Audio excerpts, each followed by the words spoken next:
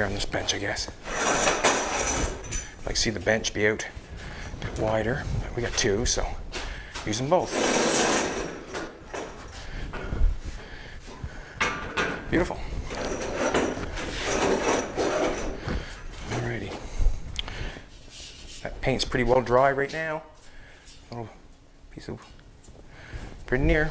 Probably should have left it in the sun a little bit longer, shouldn't I? Yeah, it's fine. She says it's fine. So what I'm saying, or what I'm thinking, you could do the exact same thing to this bumper, to that bumper, to this bumper, to that bumper. Get a little paint on them so everything holds nice. Grind that chrome off. With this stuff that I'm using, there's different applications for different. There's different applications for different jobs. This is a 1/2 inch flat with a round edge on it.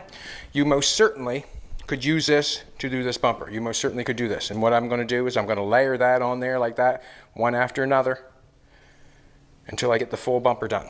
You could use that on that. Now, you could use this one. This is a double-edged bumper. You can bend this stuff, put a little bend in it because it's got a little crease in it. You could do this one. Put it on there, and then run another one, and then run another one, and then run another one. You could do that.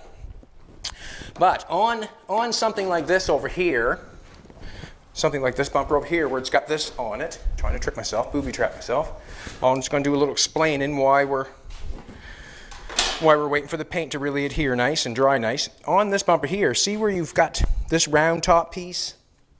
That would be hard to apply that because it does not want to bend that way. Does not want to do that. So basically, you have to pick the right material for the right job. This is a, what size is this? This is the wheel chrome, the wheel well chrome.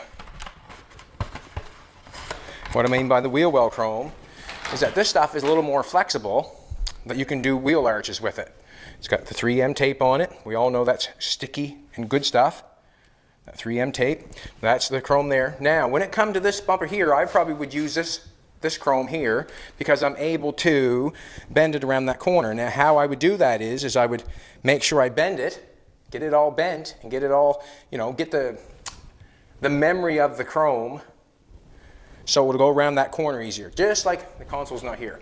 When I did the console, when I showed yesterday, there's a corner that come down on that white. Well, I took my chrome like this, and I pre-bent it. I just kept playing with it, and then I got a memory of it so it stayed like that.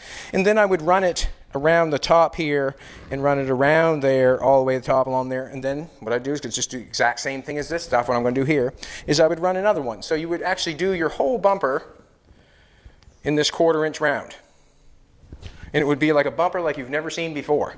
You can picture it.